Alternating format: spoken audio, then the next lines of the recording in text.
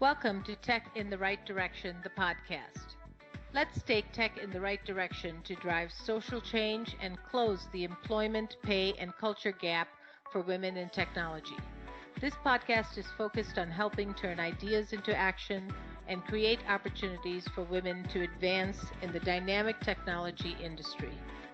I hope this podcast will inspire and motivate you to encourage more women and girls to seek or grow a career as a woman in technology. Stories about the journey of amazing women in the tech field starts right now. Welcome to Tech in the Right Direction, the podcast. This week, I'll be speaking with Ayumi Moore Aoki. Ayumi is the founder and president of Women in Tech, a leading global organization whose mission is to achieve gender equality and women's empowerment in STEM fields. With thousands of members in over 100 countries, the movement reaches women worldwide through different programs focusing on education, entrepreneurship, science and innovation, and social inclusion. She is a senator for World Business Angels Investment Forum, as well as a keynote speaker, entrepreneur, advocate, and mother of 4 children. Having lived and worked in many different countries, including Brazil, South Africa, and France, Ayumi has significant international experience advancing women in innovation and technology, leading diversity and inclusion programs, and organizing global events. Ayumi, I'm so excited to have you on the show. Welcome. Thank you, Jennifer. Thank you for having me. Sure. So let's get started. Can you share with us a little bit about your career journey and how you got to where you are today? Oh, gee, yes. Well, it was I work today in technology, but I started when I was in university studying arts. So I grew up in South Africa, in Johannesburg. That's where I followed university, and I did a fine arts degree. When I went out of school, I didn't really know what I wanted to do, and I was good in art, so I thought that would be something good for me. And all I wanted to do was travel afterwards. So for 3 years, I worked for Club Med when I finished university, and so I was lucky enough to go and work 1 year in Tahiti, and then come to Europe for a year, then go to the north of Morocco, north of Africa, then go back to Brazil, until I finally decided to quit Club Med and start over again. And then I went into hotel business. I worked in the hotel business and casinos for about 10 years after that. And then at some point I became the marketing director of this big group, French group of casinos and hotels. And then I started telling myself, but what am I doing this for? What's the purpose of it? I wake up every day and I put all my creativity into trying to find different ways to make people gamble more. And I didn't find that was very satisfactory on my side. And I think, God, what do I really want in life? Is this what I want? What would I like to do? So I wanted to get back to something creative. I wanted to be independent. I wanted to be able to work from anywhere in the world, whether at home or traveling, because that's what I love to do with 2 children at the time. So I decided to quit my job, and I started taking coding classes, and I learned how to make websites. At the time, it was in 2008, so there was still like CD-ROMs. And then I would take classes at night, and I would learn how to code. And then quite quickly, I learned how to make websites, small apps, and it was the beginning of social media as well for business. And that's how I started becoming a freelancer. And then I made up my first company, Social Brain. And that's how I got into the digital world. And then 10 years later, a couple of years later, I founded this nonprofit organization called Women in Tech to be able to get more women in technology. Because in fact, for the past 40 years, 4 decades, the gender gap in technology has been getting wider and wider. So I wanted to do something for the world, something, to leave a footprint on gender parity. And that's my way of doing it. Wow, that is just fascinating how, from travel. Actually, I was very jealous of all the places you've been because that's amazing. I love to travel and just, one day we'll make time to do it more. So I really commend you for doing that. And then going into coding all by yourself, teaching yourself coding, that's pretty amazing. And then what you're doing with Women in Tech is even more amazing. So what do you love about leading a global organization? Because your Women in Tech organization is really, truly global with a wide reach. So tell us more about it. Oh, gee, I love everything about it. First of all, I love the sisterhood, the energy of sisterhood. Although in Women in Tech, there's not only women, there are people of all genders. But I do love this feeling of helping each other, of having this mission together, a dream together, and working and taking actions towards reaching this dream or this goal. So Women in Tech, for me, it's something very obviously it's powerful and it's intimate. It's my joy because I can see how we can really make change together. It's something that I started almost 4 years ago, 3.5 years ago, and I really had like no money. I knew no influential people. I had no special contacts, but all I wanted to do was really, I had this dream and I had this purpose, and that was to close this gender gap and to really empower women through education and with skills so they can harness technology and be able to embrace tech in a much more passionate way and to be more present. And so because of the community and the people that I met very quickly, it all came together and it was like a snowball, and seeing how the people's determination, support, love, positive energy for this movement has been it has been really fantastic. And seeing that today, 4 years down the road, we have impacted 200,000 women directly, it just makes me want to cry. Oh my gosh, gives me goosebumps, to be honest with you. I am just so proud of the work that you're doing. Our podcast, my podcast, and we really have very similar passions. My podcast is really focused on bridging that employment, pay, and culture gap for women. What are you seeing in the industry today? Are we making any strides towards closing that gap, or are we going the wrong way? What a tricky question, because it can go both ways. Obviously, I want to be positive and say, yes, we are going the right direction, because the awareness that we are creating and the work on the ground that we are doing has shown results. So it is something positive. However, we didn't expect, or no one expected, the pandemic that we're going through. And I think that because of that also, all the years in women empowerment and women's rights, lots of women around the world, we lost that.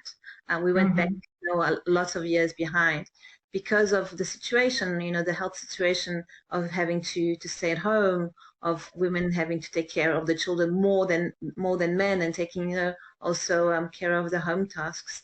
It has been shown and has been proved that we really, really were the ones who kind of lost the most, who had the most work at home, and the ones who were first to lose their jobs, and also the ones in the most unprivileged areas that had less access to internet or to any mobile devices or to computers.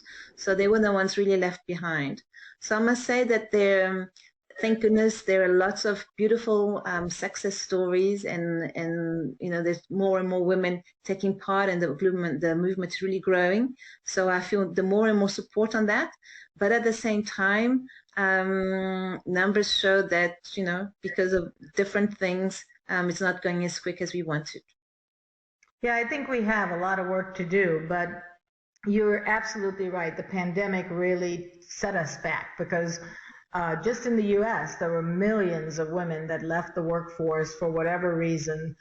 Some were because they had to handle all the home tasks and school and all of that. Others were just, industries that were laying off and they lost their jobs. So I think, as much progress as we've made, we have to think about how far we went back during the pandemic. But I think it is positive. I agree with you that, the work that you're doing, the work that I'm doing, every little piece helps get us closer to bridging that gap. And we all have to do our part. It's not just one person or one group can do this. We all have to do more and more. Exactly. Yeah, completely agree, Jennifer. Thank you for your podcast and for sharing and growing awareness on the subject as well. I'm very passionate about it, and I feel honored to have you on the podcast as well. Thank you. So what do you think is the best part of being a woman in technology in this field? What's the best part? Well, it is difficult, but the best part I would say is that now people are reaching out for diversity, and I think we have so many things to prove. Everything's out there. So I think if you're creative and if you're ambitious and if you really have like this fire inside us, doors are opening, and if they're not opening, we are gonna open them anyway. So I think it's an exciting time to be part of the change, to be one of those trailblazers. And I think women, we have this energy because of like the Me Too movement and all these different women rights movements that are coming up, that are rising. So I think we have this. It's the right momentum to be here, and I think because of also all the different innovations of what the world's going through, to be able to be part of that and to be able to show what we are, what we can do. It's something very exciting. Yes, and we have so much talent. Women have so much talent that they don't put to full use because maybe it's a confidence issue. Maybe they feel like they have to be 100% qualified, all of those things. So, I think this is a great time to show what we can do because, businesses that are run by women are very, very successful. And so we want to encourage more women to take that step forward and try it out, because you'll be amazed how much you can like it. It's an amazing industry. Yes, definitely. And we have our manifesto that starts with saying that women are tech's most untapped talent. And it's so true. Oh, I right? love that. I love that. Yeah. That's great. So you've grown women in tech in a very short period. What are some of the challenges you've had to overcome that we can learn from? Gee, there were so many. Oh, God. Top two. Podcast top three. It started like maybe from the beginning. As I said, I had no money and then knew no one. So for people first to take you seriously, they think yes. I said okay. So I asked for help first because I said, let me try and learn from people who have done it before. And I reached out to a couple of people, and even women and men. They both said to me, start small, start here in your local city where you are, and then just grow slowly and see how it goes. And then don't try and go big right away because that will never work. And I said, well, if I look at it that way, we're going to be here in 2,000 years. We're still going to be here, but I won't be there anymore to do anything, to be part of this change, right? It has to go much quicker. So I said, okay, well, I'm going to start this global right away because it's a global problem, right? So we have to find global solutions and we have to get the global community involved right away. So I would say the first was being taken seriously and not following the rules like as if they were suggested. Getting finance, that was a huge problem as well. Although we are a non-profit, the first event that we did was like the Global Awards in Lisbon so that we could get some awareness. And I thought that because we were going to be celebrating and rewarding the most wonderful women from their achievements from around the world, we're going to have lots of partners or sponsors or people that would like to support that. And in fact, there was no one. So I paid 30,000 euros by myself. And I tried to sell T-shirts in front of Web Summit. I remember, I think, oh God, at least maybe selling T-shirts, people are going to come and help. And when Web Summit saw that, they almost called the police. The police came and said, do you have any, do you have the papers to be able to sign, are you allowed to sell T-shirts? I said, not really. I said, well, show me your papers, please. Show me your passport. And then I said, no, don't worry, I'm going to be getting out. And I had my baby. It was like 1-year-old baby. He was on my kangaroo in front of me, and I had like my team with me. And then I just picked up, I was like in tears. I picked up all the t-shirts and said, okay, let's just go home and just go. And when we were going home, I had rented a car because of the t-shirts and the baby. I had too much stuff. And the car was getting towed away. And I thought, oh my God, when is it going to get easier, you know? But well. Oh my gosh. But when they say what doesn't kill you makes you stronger, and that is so true. Right. But at the same time, today I laugh, but I've got like this bitter smile and say, oh goodness, we went through all of this, but it was so much worth it, because then that's when we meet the people that really are there for the, you know, for the values and for the mission, that they really support you. And I've made friends. They are like sisters to me, and have been there throughout, you know, ever since throughout, and have really supported me and taken me, you know, lifted me up together with other women to take this movement everywhere. So that was great as well. And there were so many different ones, you know, trying to get also a loan. I remember going and I said to them, oh, to my bank. And although I have been an entrepreneur for over 10 years, I've never had, you know, it's quite a successful small enterprise. And my banker said to me, yeah, sure, Ayumi, we can do something, but you have to come back with your husband to see what he says, because you're married. So I said, I'm sorry, you know, I'm the entrepreneur. Yes, but you're married, so I have to make sure that your husband is okay. So I said, you know, forget about it. So still today, we still have this kind of, you know, attitude, and have to go through all these different challenges. Oh, I think, oh my God, you know, what world are we living in? We're still there. Did you know that there is an increase in the number of women leaving the tech industry? As a woman-owned business, Directions Training has made it our mission and passion to change this statistic. That's why Jennifer created this podcast. We showcase insight from everyday women for everyday women in the tech industry. Do you know other people that would benefit from tuning in? Share the link and help us drive the advancement of women in the tech industry. Do you have a journey or know of someone that our listeners would benefit from hearing about? Reach out to us at directionstraining.com/podcast. Don't forget to follow us on LinkedIn, Facebook, and wherever you find your podcasts. Now, back to the show. So true. Wow, those were great stories, and shows your resistance and grit that, you know, we all need in order to do something that's worthwhile. You know, I started my business 30 years ago and went through similar challenges. You know, when you start, you need money, you need people's support, you need clients, you need all of those things. And, you know, we all start small, but yeah, it's great work that you've done. And I love and commend you for thinking globally from the beginning, because that's not something that most people would do. They would start out small, grow slowly like they told you to. But you had that growth mindset, and that's how you got it to where it is today in less than 4 years. So that's amazing. Great job. Thank you. So we're both extremely passionate about gender equality in the tech industry. How can we scale our efforts so that we see change in this lifetime and make a difference, right? So I really want to see those numbers go up. So every day my focus is, what can I do to make a difference?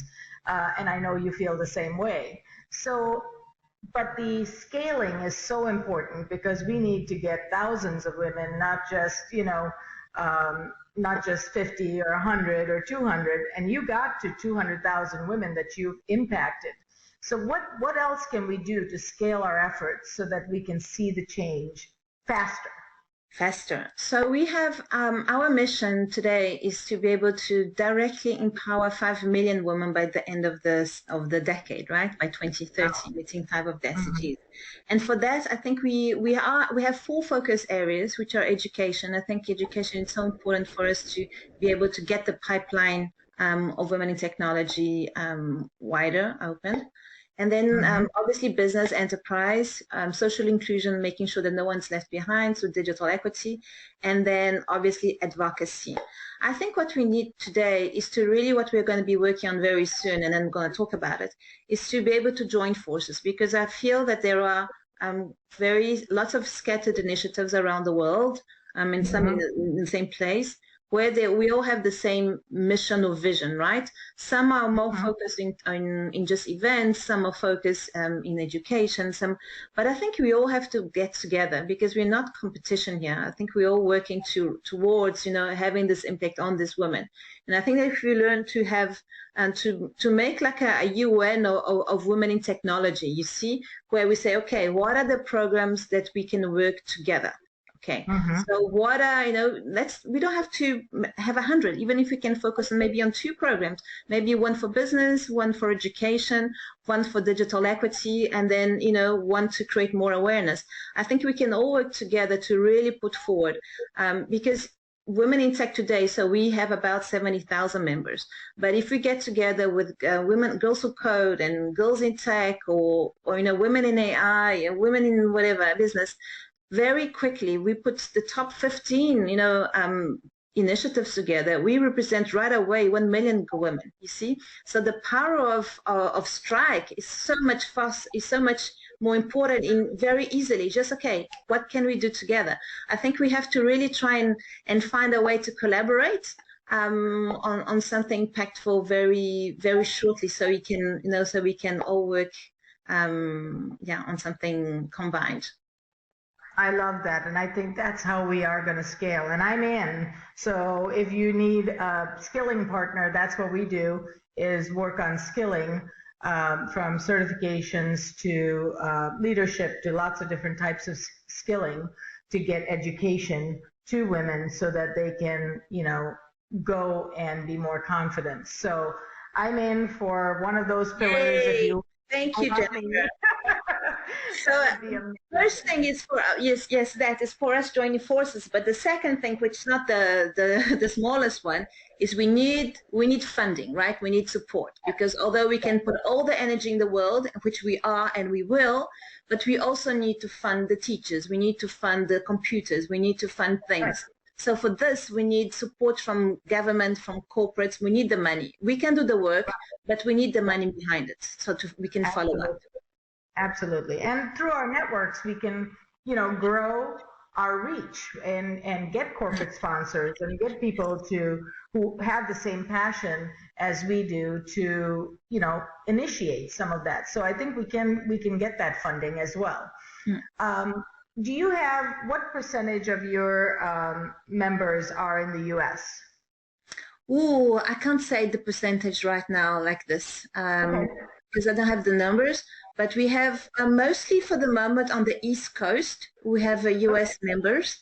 One of our advisory boards is Dr. Crystal Johnson. So she's Deputy Director of Technology and Investment at NASA in Goddard Space Center.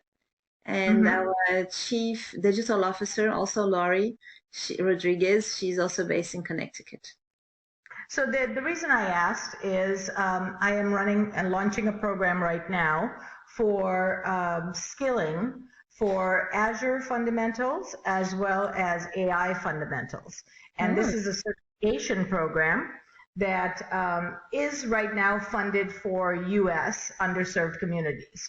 And so I would love to connect with your U.S. counterparts so that they can evangelize this program. It's no cost to the women, and it's specifically for women. And they can sign up. It starts at the end of September, and it goes for a month. So it's very time respectful, so that women can take an hour, hour and a half out of each day and focus on skilling themselves and getting a certification. So if you're interested, would love to connect with you separately and share. I love that. I'm sure that our US chapter, they're going to be very, very delighted. So I'm going to put you in contact with Laurie and Alex right away after our call. Thank you. Great. Sounds great. Because again, if we can help them and they can get certifications, and these are the basic certifications, once they get that, then they feel empowered, because now they can talk the jargon, they can, they can understand the technology part of the business. And the last programs we had so much success because it really impacted their lives completely. So really excited to share that with you. Oh, great. Yeah. I think through education and through skilling, that's really how things are going to be changing. Yes, I agree. All right, so let's talk about work-life balance, which I know nothing about. But can you share some best practices that maybe have worked for you? Because I think all women can learn from each other. Well, I think one of the good things about pandemic, let's try and see the positive in everything, right? Is to democratize. We say democratize. I don't know. Sorry, my English sometimes trying to put Portuguese or French words inside, but to make homework and working from home, remote work more acceptable and something current. And I think this for women is something very. It's really good. One of the reasons when I went into tech, in 2008 for that was I wanted to be able to work from anywhere. So I think for your life balance, it's good. Obviously, if you want to, but I think to be able to travel and to be able to take care of, be more flexible with the hours because of for your children, for the family, or even if you have other passions, if you want to do sport or if you want to do, some arts or anything else. I think to be able to own your own time and be flexible about it, that's the best thing, companies and you can do to be able to be performant as well, because this way you can really try and fit in all the passions and the things that you have to do, whether it's home tasks, family, or, your own passions. So I think that's a good thing. I think you have to, I don't know. I think all that we do, we really have to be passionate about. So, like I work all the time. I'm a bad example. I really work all the time. Yeah, but me I'm too. so passionate about it. For me, it's not work. So people will tell me, "No, Ayumi, come on. You're working all the time. You have to rest." I said, but for me, it's not work. When I see things advancing, like talking to you, meeting new people, seeing more impact, doing opening chapters, for me, just so much joy. It's on the contrary, it's like a present, like your efforts are being recognized and your efforts have, are bringing up their fruits. So maybe just finding passion and then making sure that you don't leave your family behind. I think that's the main thing. If you can have an eye on the family, because that's also the basics. That's the meaning of everything as well for me. Yeah, anyway. You have to be passionate about your work. You have to love what you do. And one of the things I say is that, there is a mixture and a blend between work and home. You have to blend it. Otherwise, it'll make you crazy, you know. So if you need to take your child to the doctor at 10 o'clock in the morning, then you need to do that. Other times you might have to work on the weekend, then you do that, so you kind of balance it out. And that gives you less stress. I think in the old days, we used to be like 8 to 5, and you just did work and then you just did home. And today that doesn't work as well. Yeah, completely agree. Yes, I think be less, be more flexible and stop thinking, okay, I have to work from 9 to 5 and then afterwards I have to take care of this and that. It's okay if we do it differently. It's okay if we cut the hours. It's okay, if you work a lot, then we can work in the weekend, but then you take some other days off. As long as you, I think as long as everyone's happy about it, I think it's good, and that your family accepts it also. I think it's good. And you mentioned remote work, and I think that's very critical to work-life balance as well. If you take it at its simplest form and you don't have to commute back and forth, you've now gained maybe 2 hours in the day. That you didn't have to drive and you didn't have to drive back or take the bus or whatever. So I think remote work really gives women a good, balance. As long as you know how to structure your day, you have to work when you have to work. You can't go do laundry when you have to work. But other than that, I think, it really is I think people are feeling really good about remote work. Yes, definitely. And I think we're not children anymore, I think, people, they know what they have to do. And so the old-fashioned way of making sure that someone works just because they're behind the computer doesn't mean they're working, right? Just because they sit down on the desk. That's exactly what I say. People who are going to work from home or the office. People who are not going to work, no matter where they are, they're not going to work. Exactly. Yeah. All right. So you've traveled to so many wonderful places. What is your most favorite place that you've traveled to and why? That's a tricky question, and I can't answer just one because. Yeah, okay, that's fine. So I'd say, well, Brazil, because that's where I was born. And I feel that in Brazil, you have so much this love for life that is contagious. And I love that.